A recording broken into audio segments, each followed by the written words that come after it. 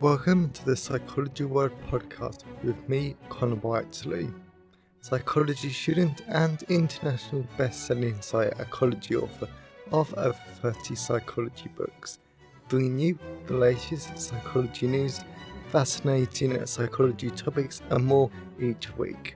If you want to learn more, then please check out connorwhiteley.net/books. And don't forget to like and subscribe to the YouTube video or follow on your favourite podcast app. And here's the show.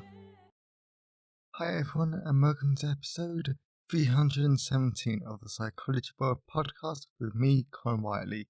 And today's episode is on how does childhood trauma impact relationship boundaries? And it is Monday the 7th of April 2025 as I record this. So by the end of today's podcast episode, you're going to understand how does childhood trauma impact relationship boundaries? What sort of boundary styles can children with childhood trauma actually experience? And most importantly, how do we help people with a childhood trauma, whether these are children themselves or even adults? How do we help them to overcome their boundary style just so they can have healthy, more fulfilling and relationships that allow them to thrive? So really useful and really interesting podcast episode coming up. So you got that to look forward to in the content part of today's episode. But first of all, I just want to give a massive apology for today's podcast episode coming out a bit later than normal. I've been slammed with university work, revision, and a whole bunch of other projects and bits and pieces. So that meant I couldn't write the blog post when I normally do. And then when I was going to write it, the night before I had to deal with a lot of trauma reactions. There was a lot of crying, so that sort of delayed the entire process. But it is a really good episode coming up. So moving on to the psychology news section, we're reading from the British Psychological Society Research Digest. And the first one is, do women really talk more than men? It's a common assumption, the authors of a recent study in the Journal of Personality and Social Psychology, a prominent study from 2007, however, reached a different conclusion, finding that men and women utter about the same number of words a day, an average of about 16,000. But these findings have been called into question. Methodological limitations, such as the fact it was conducted on a small sample of university students who were not representative of the general population, left the finding on somewhat shaky ground. Colin Tinderwell at the University of Arizona and colleagues have now essentially replicated this study, but using data from 5 times as many participants of varying ages and from 4 different cultures. Their results suggest there are actually some gender differences in how many words we speak, but seemingly only for certain age groups. Okay, so there's definitely a few things I want to say about this study.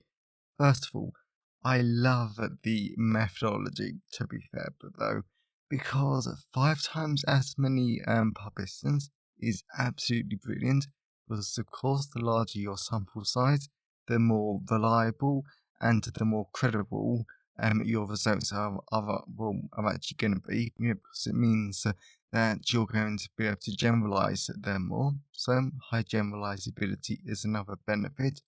Also, it is brilliant that they did different ages, just so again we can generalize this more. And 4 different cultures. Now, I love using cross-cultural research. The problem with only using participants from either one area within one country or participants from one country whatsoever is that your results are just not going to be generalizable to the entire human race, or even like an entire type of a population. For example, the Western world, the East, Africa, Europe, North America, etc. If you only use participants from one culture, you are seriously shooting yourself in the foot. Of course, I understand why people only use and participants from one country. Though, like, to be honest, there's only one study that I've done who we used a sort of cross-cultural research, but to be fair, it was only people from the Republic of Ireland, which is basically our next door neighbour.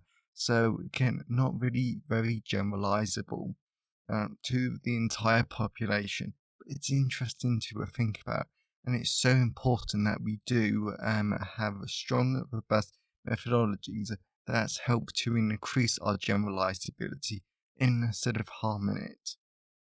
But going on to the actual findings themselves, I'm really glad that we have actually looked into this more, because I will be the first to admit that when I first read this and that people were criticizing this study, I was thinking, right, how much of this is sexism and people wanting to support their stereotypes and their personal beliefs? But given the methodological flaws, I do understand it. I do understand it. And university students, they are not a great sample, which is what I always try to include a wide range of ages in my own research. Plus, it's interesting to look at the different age group in terms of how they change, how many words they speak, and the other gender differences. So, if you're interested in that, definitely check out the BPS Research Digest write up. So, moving on to the second one, untangling links between well-being and the menstrual cycle. It's something that affects millions of people in the UK alone. The effects of hormonal changes during the various stages of the menstrual cycle on psychological well-being have been woefully understudied. Research shows that a minority of people who ovulate suffer from debilitating premenstrual dysphoric disorder, and about 3/4 experience premenstrual syndrome, also known as PMS, with symptoms that include irritability, mood swings, depression, and fatigue. However, by the authors of a recent study in psychological medicine, we have only a limited understanding of changes in hormone levels over the menstrual cycle affect different aspects of our well-being. Their new study aims to change that. Okay, so there's a few things I want to say about this. Like, I remember maybe it was 2024, 2023. To be honest, more likely to be 2023 because I moved out in 2024 and I was avoiding the news. My mental health could not take um, the news that year whatsoever. So I think it was in like 2023. There was a debate in the UK Parliament, and this woman pointed out because there was a HRT shortage for women, and the issue with this was that yes, there's a female MP basically turned around and said that if this was something that men needed, they would basically move heaven and earth to sort the problem. Because the HRT mainly affects women, the government was not that bothered about it, which I think was a very fair criticism. So I think that it'd be interesting to see how much sexism actually plays a role in our lack of understanding. Because I think if PMS affected men, would there be a lot more research affecting it? Yeah, I honestly think there would be. I really do. So I think that we've got to recognise that. We've also got to rectify it. So I'm glad that there are new studies that are coming out though. But I also know from the UK alone, talking about the menstrual cycle or anything personal or anything to do with reproductive health is very taboo. Like you apparently shouldn't do it, which I've written a lot of clinical psychology reflections on recently, well, a few weeks ago, about how the sexual education system's just broken and next to useless in the UK. And it's just not prepared and does not prepare young people whatsoever, ever though. But parking that little soapbox as to one aside though, this is one of the damaging benefits because we don't know. And if we think about who most of the researchers are in positions of power, whether this is funding bodies, high-level university positions, etc. These all tend to be men. So if men don't know that this is a pressing issue, if men don't know that this is harming women, this is something we've got to take seriously, they're not going to think about it as much, and they're going to focus research on other bits and pieces that don't support women with PMS and other conditions. So, just something to think about. So, the last one is how to make a habit stick. It's April, and let's face it, your New Year's resolution has fallen by the wayside. There's a reason that it feels so tempting to make them year after year. We all want to build good habits and break bad ones, but it's often harder than we expect, and many new routines end up forgotten before spring has even sprung. If you're faulted in your commitment, though, don't worry. A new study suggests that forming healthy routines might just take a bit longer than we think. Analysing a number of studies on habits, Ben Singh and team found a huge variation in such habits take to form. And the time it takes, they say, depends not on the type of habit, but also how you approach it. But I will just read one thing from the write-up. Overall, the study suggests that habits need at least 2 to 5 months to become automatic, a considerable time in investment, but still a time frame that allows you to feel alright about not nailed your New Year's goals quite yet. Keeping this in mind could help you stay committed to the goal and to approach new habits with patience and sustained motivation. Simply setting clear plans from the outset may help strengthen new routines, though there's always time to to shore up goals if you didn't initially. So I definitely think that's useful to think about because I don't do New Year's resolutions. I just work on things whenever they pop up or whenever my life is so bad I've actually got no other choice. Okay, I think the latter's slightly more accurate, but I definitely think that if you want to build a new habit, you've just got to say to yourself that this is going to take time. This seriously is. So I've just got to commit to it. I've just got to try. I've got to make some new plans, and I've just got to commit to it every day. Every day. And over time, 2 to 5 months, you will be able to do it. So I know that might be quite disheartening, and believe me, I think it really is. But it's just how people work. And if you want to know more, definitely read the write up. So I hope you enjoy the psychology news section. So let's move on to the personal update.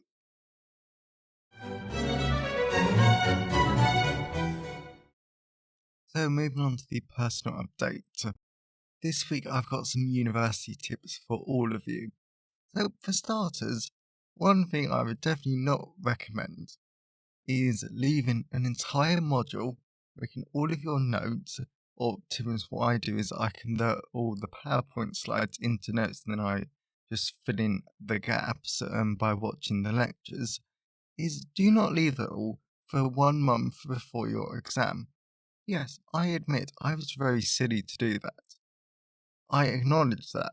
It took so much time to make my notes for an entire module on the neuropsychology of aging. So I've basically got 1 month today to do all my revision, and I realised that there were some gaps in my knowledge. There were some quite concerning gaps, to be fair, because I did miss lectures because I was working, my mental health was bad, and on the successful aging lecture, I was looking after one of my housemates because they had a horrific migraine. So, not ideal, but I've got to realise I've just got to chip away at it. I've got a lot to do. So I've got that university work to look forward to.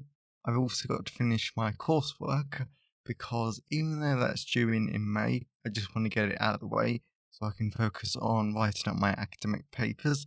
That's something else I've actually got to get back to, but I've not allocated any time to that in my to-do list. really want to focus on this revision and this coursework. Yeah, they are my main priorities because I don't want to get too overwhelmed with university work. Plus, I'm still recruiting participants for my mental health study. That study, when I write up the reflection for it in terms of my master's reflection book, that's going to be like a small comedy chapter on the amount of bloopers that have just appeared in this study.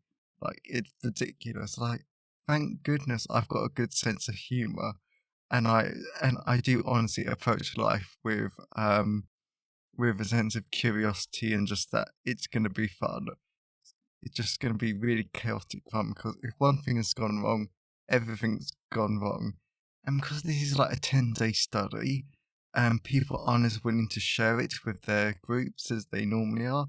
So the participant recruitment it's just a little hard, especially because I don't really have access to the School of Psychology for this one, because we've launched the study slightly too late to take advantage of the course credit system, even though I am going to try because I've seriously got no other choice. But I can't do that till May, which is when it opens again. So, interesting times ahead. But I am really enjoying it, and generally life is really good. So, as always, I always love to hear your thoughts and feelings on today's episode. So, you can always email me, connorwhiteley@connorwhiteley.net. You can always leave a comment at the show notes at connorwhiteley.net/podcast. And you can always tweet me on Twitter at sci-fi I always love to hear from all of you because it really helps make the podcast feel more like a conversation. And you can always leave a comment on the Facebook post or LinkedIn post. And please send pictures of where you're listening in from. I always love to see where all of you are listening from all over the world. And today's episode has been sponsored by Developmental Psychology, a guide to developmental and child psychology. So this is a great sponsor for today's episode because when it comes to boundary styles, what we're really looking at is attachment and attachment styles and attachment theory. So it's great, really easy to understand book. Helps you to understand what is attachment, what are the different attachment styles, and how does childhood attachment work in a lot of great depth. So, but this does help you to understand and be able to apply attachment theory to the real world. But then, this developmental psychology book allows you to focus and learn about a lot of different other aspects that impact child development. For example, brain development, cognitive development, how do children learn through play and social learning theory? Because that's how the children can learn to model good behaviours, but also really bad behaviours. And then we also focus on theory of mind and a whole bunch of different topics, which I flat out love though. And I really do enjoy the chapters about how children learn through social play and interaction. So it's a lot of fun. I love this book. Lots of other people do. And this does consistently sell every month. So lots of people do enjoy it. So that's Developmental Psychology, a guide to developmental and child psychology. Available at all major ebook retailers, and you can order the paperback and hardback version from Amazon, your local bookstore or local library if you request it. And if you want the audiobook narrated by artificial intelligence, then that's now available at selected audiobook retailers like Spotify, Kobo, Google Play, Barnes & Noble, and selected library systems like Biblioteca, Overdrive, and Baker & Taylor. So whilst buying books helps to support the creation and the editing of the podcast, my time is sponsored by my wonderful patrons. And as always, a massive thank you to my patrons. Your support shows that you like the show and that you want it to continue.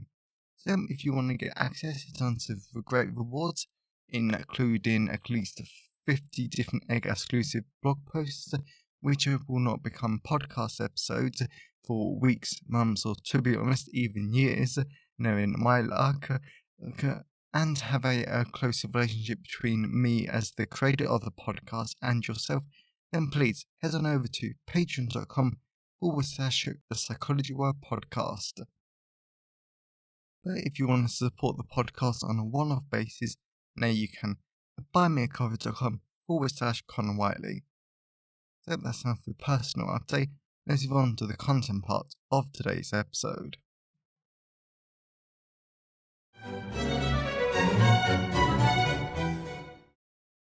So we're moving on to the content part of today's episode. So we're going to be talking about how does childhood trauma impact relationships. This is a great podcast episode, so let's dive into it. How does trauma impact relationships? So not a single one of us is born with an innate understanding of healthy boundaries. We learn what boundaries are healthy and what isn't healthy in a relationship by trying out different things, learning about social relationships, and unfortunately getting hurt along the way. All of us go through life thinking that we know what healthy boundaries are until one day or one moment we realise what we thought was a healthy boundary actually isn't.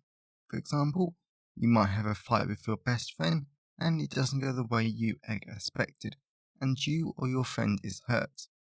Equally, you might find relationships really overwhelming, and other people might believe that you're simply too sensitive. Finally, and this happens to me somewhat often, you find out that you actually aren't as close to someone as you thought, and you start to feel like an outsider. Personally, I'll be the first one to say I do find interpersonal relationships quite overwhelming at times because of my disorganized attachment style that I'm working on. As well as having childhood trauma and autism makes it difficult to do the entire social relationship part anyway, especially with neurotypical people who don't exactly have the same communication style as me. I have no problem talking with anyone, and I love forming those relationships. To be honest, it's what I love applicant days and open days at my university. But honestly, it's hard for me to form deep and meaningful friendships and relationships. Boundaries are sometimes a major problem for me because I don't understand them. And also, I didn't really have great role models in my life to model these behaviours from. On the whole, we all learn in at the end that boundaries are a fine balance between feeling safe and vulnerable in a relationship where we can share our authentic emotions whilst asserting our personal limits and needs with other people when we feel we need their support. However, when childhood trauma is added into the mix, this adds additional layers of complexity and is trying to understand what healthy boundaries in relationships are because of their traumatic experiences. How does childhood trauma affect relationship boundaries? Unlike when adults experience trauma and their perception of healthy boundaries aren't always affected, children who experience trauma are different. Since children living in dangerous, neglectful, or abusive situations nearly always have their sense of boundaries negatively impacted because they have to depend on untrustworthy adults just to survive. These children don't have any choice, and as part of this survival process, the child's brain has to do some very intense work, especially as Janet Fisher, a trauma specialist, explains in her book, Healing the Fragmented Selves of Trauma Survivors. Open quotes. When attachment figures are abusive, the child's only source of protection and safety becomes simultaneously the source of immediate danger, leaving the child caught between two conflicting sets of instincts. On the one hand, they are driven by the attachment instinct to seek proximity, comfort, and protection from attachment figures. On the other hand, they are driven by equally strong animal defense instincts to freeze, flee, fight, or submit before they get too close to the frightening parent. Close quote. In other words, as much as the child knows their caregiver is abusive or being neglectful, the child still wants to form an attachment and bond with them, but the child innately knows that they need the adult in order to survive. Yet, as the child tries to do this more and more, they experience a powerful, and I would personally say almost horrific stress response that signals to their nervous system that a threat to their very survival is incoming, so the body needs to get into fight or flight mode constantly. To the child, this means they need to learn very quickly that relationships are helpful as they are key to survival, but relationships are dangerous too.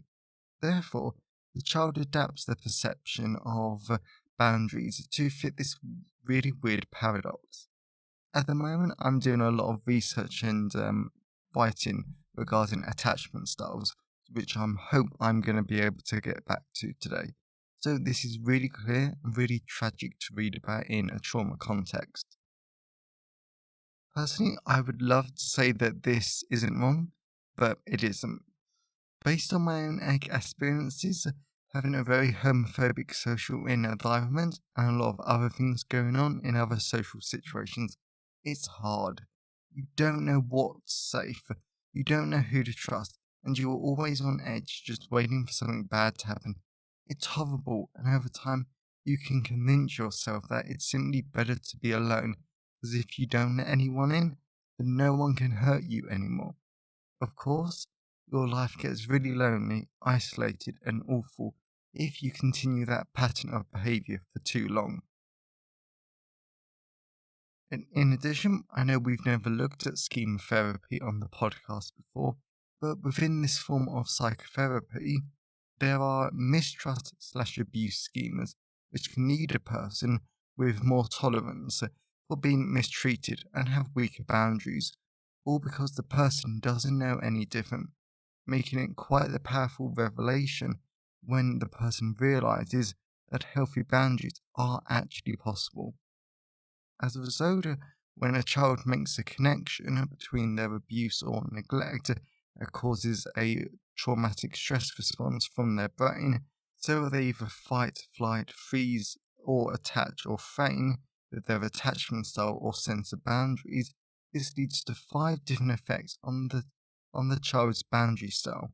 And as an aspiring or qualified psychologist, it's important to understand these boundary styles so our approach to mental health work can be more trauma informed, ultimately helping us to support our clients feel safer and more in control of their relationships.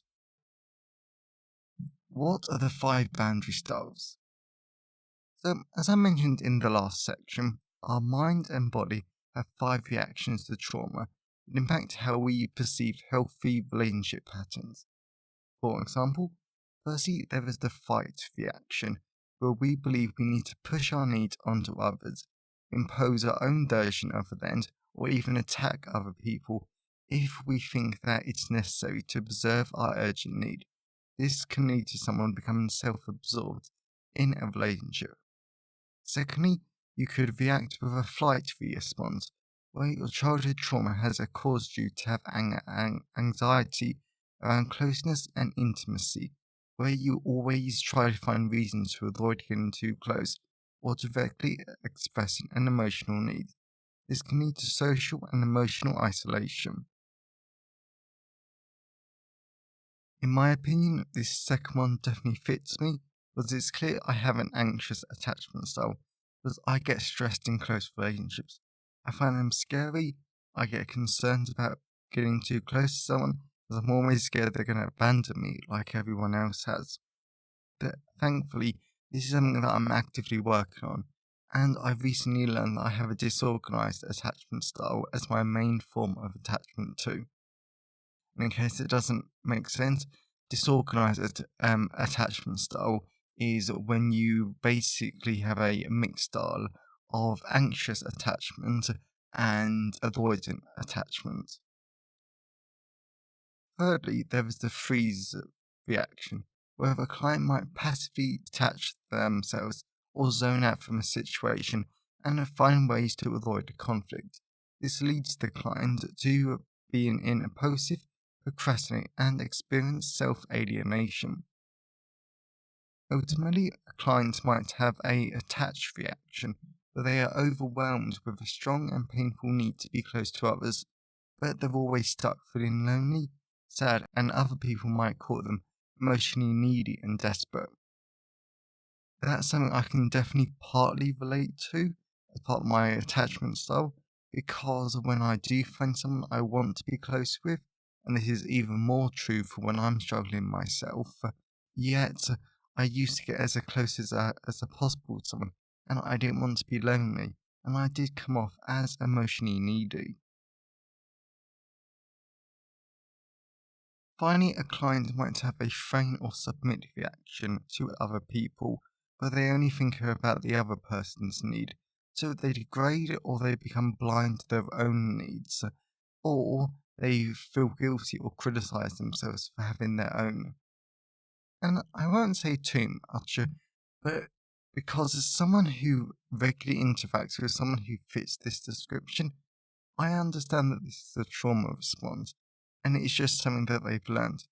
But it is hurtful and almost annoying, I say in air quotes, to see someone not recognize this when they're calling you out for your own attachment and boundary issues.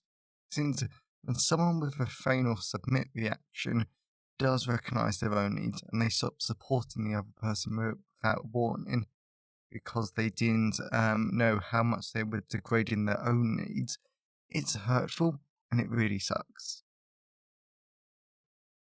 How to cope with boundary styles using positive self talk.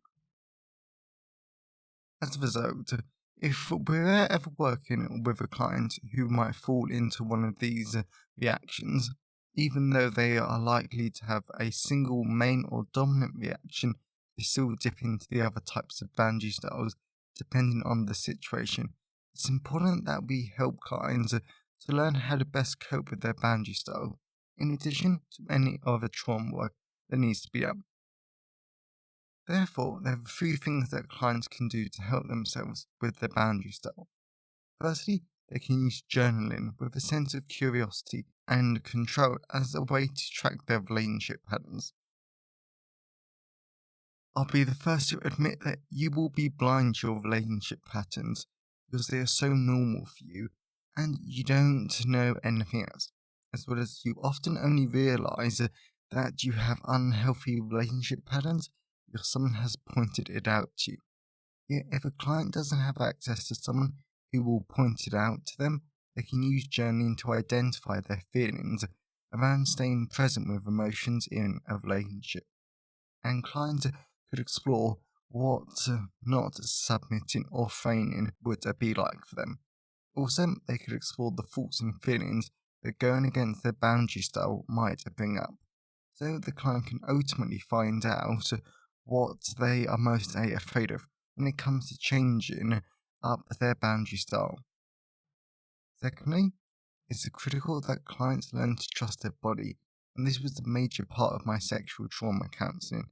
Because your body, your senses, and your nervous system are a brilliant tool to help you survive, and it picks up on so much more information than you realize. Yet your body is the first thing that will tell you when your boundary style is being triggered, so you can trust your body and learn from it. For example, if you enter a certain situation and you start feeling dread, anxious, and like you're going to get shouted at or punished, then notice these signs and figure out where you learned them based on your trauma. Then you can identify areas to work on. For me, at times, my boundary style can be triggered when I get close to people. I'm scared they're going to hurt me, betray me, and I'm going to lose everything again, like I have in the past. I never want to go through that much pain, suffering, and conflict ever again. Finally, clients can use a self-talk to cope with their boundary style, because after a client has noticed and identified their triggers, they can start talking to themselves. And instead of being your scared, traumatized child self, they can show themselves compassion, love, and attention as an adult that the client might never have received as a child. Internal family systems therapy is essentially built around this idea, and I have some experience with a few techniques from this therapy was my private counselling in 2023, and I found it really helpful. Conclusion. On the whole, when it comes to childhood trauma, or as I found out last night, all forms of a trauma, it will affect you in a million different ways. It will affect your relationships, your attachment styles, how you relate to others, your mental health, perhaps your ability to work, and so many more areas. However, just because childhood trauma causes you or your clients to have a certain boundary style doesn't mean you're messed up, you're doomed, or you can't change. The traumatized part of yourself is still inside you.